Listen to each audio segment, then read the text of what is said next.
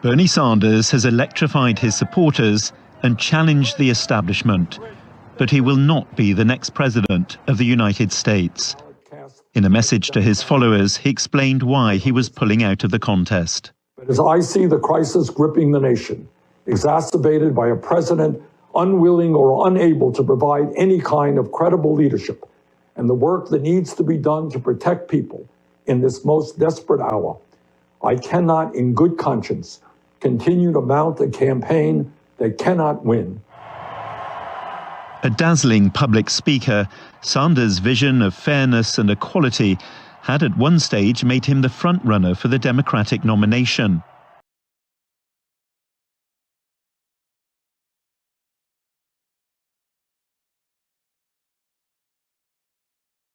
The bodies of 40-year-old Maeve Kennedy McKeon and her 8-year-old son Gideon have been found in 25-foot waters just 2.5 miles away from their family home along the Potomac River in a Maryland suburb. Maeve was found over the weekend and her son just hours ago today.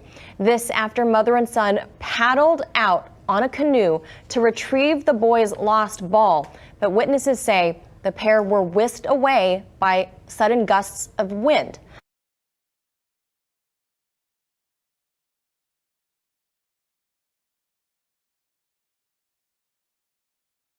The saga of the use of chemical weapons in Syria has been long and horrific. But now, finally, the results of a technical investigation that finds the Assad regime responsible. The inquiry by the International Chemical Weapons Body, the OPCW, finds that al-Latamina in Hama Governorate was attacked 3 times in March 2017 over a week-long period. Twice, the Syrian Air Force used bombs containing sarin. This is the aftermath of the other occasion, patients being treated for breathing difficulties after an improvised barrel bomb containing chlorine was dropped from a Syrian helicopter onto the hospital in the town.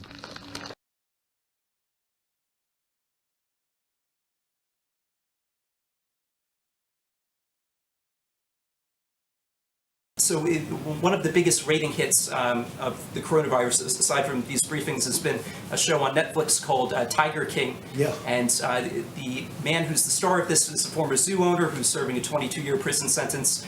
He's asking you for a pardon, saying he was unfairly convicted.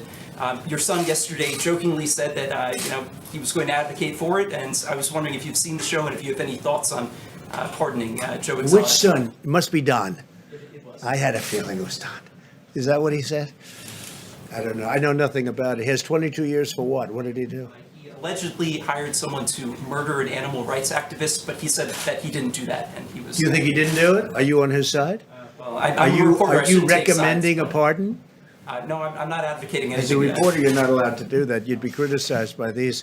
Would you recommend a pardon? I'm not weighing in on Tiger I don't think you would. I don't think you would. Go ahead. You have a question? I'll take a look. Is that Joe Exotic? That's Joe Exotic.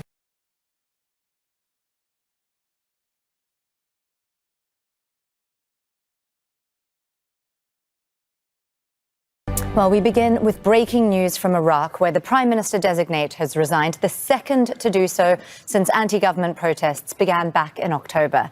Adnan al-Zurfi had until April 15th to form a new government, but there was mounting opposition from some parties to his candidacy. Well, Adnan al-Zurfi became the second person to withdraw his candidacy for the Prime Minister post in just 6 weeks. And of course, this comes amid a months-long leadership crisis in Iraq that we have seen unfold since December, really, when caretaker Prime Minister Abdel Mahdi was forced to resign amid widespread government protests. Since then, we have observed that the political establishment has struggled to come up with a candidate that is acceptable to all of the political factions and that also has support from the protesters who have been asking for systematic change.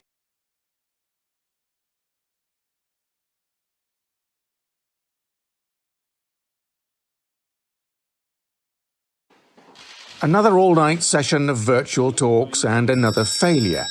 Yet again, it's a north-south divide. Italy and Spain desperately want new EU borrowing in the form of Euro bonds or Corona bonds, and they want the debt to be shared. The Germans, Dutch and others have been very reluctant. On Wednesday, the German finance minister tried to sound optimistic. This one point will have to be discussed further because it's not enough if only almost everyone agrees.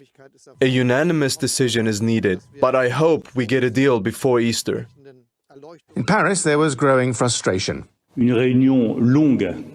I don't want to point the finger at anyone because I think that would not be useful and because I deeply believe, as does the President of the Republic, that our collective responsibility is to come to an agreement within 24 hours.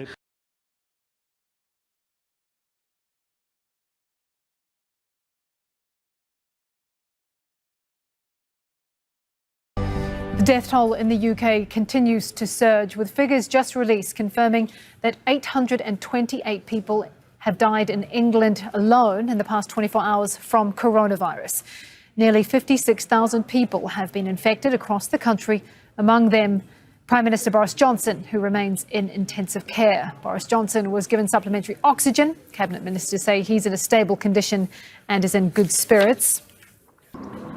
Yeah, if you add up the numbers that have been individually released by the English Health Authority, by the Welsh Health Authority, Scottish, Northern Ireland, etc., then the total that you get for the UK as a whole at the moment is 936 deaths. Now, let's just put a massive caveat in there, which is that these figures are likely to be undercounted.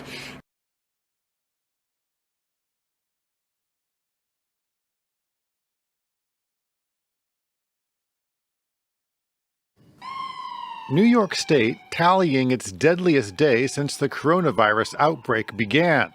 779 dead in just 24 hours.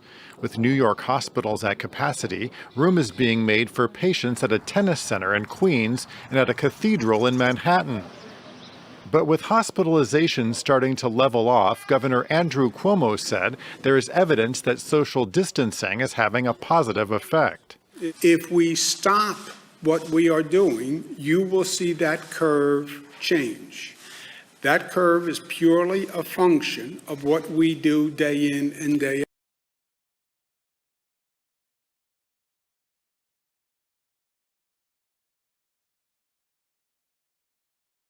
Singapore was initially hailed as the gold standard in how to curb the coronavirus outbreak without shutting down the economy. But this week that changed, with a record number of new infections reported.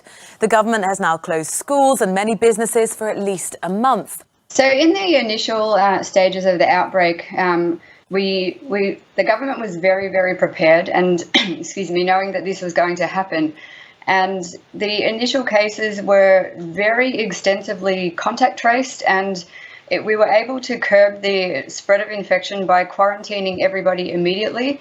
And the contact tracing was very, very effective.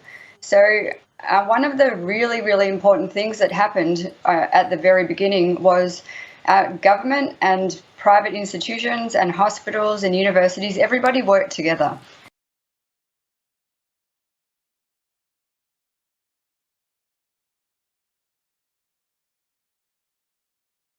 After the clouds cleared, the damage was apparent. Cyclone Harold brought flooding rains and lashing winds to Vanuatu earlier this week. It's devastated parts of the country and killed at least 2 people. People's food gardens have also been decimated. Vanuatu isn't alone. The cyclone is moving through the Pacific region. Fiji has also been hard hit, and it comes as the country is trying to contain cases of COVID-19. Today, Cyclone Harold made landfall in Tonga, bringing hurricane-force winds and flash flooding. Whoa. Australia has offered some support to the countries to try to assess and respond to the damage. More people will be counting the costs of the monster storm in the days to come.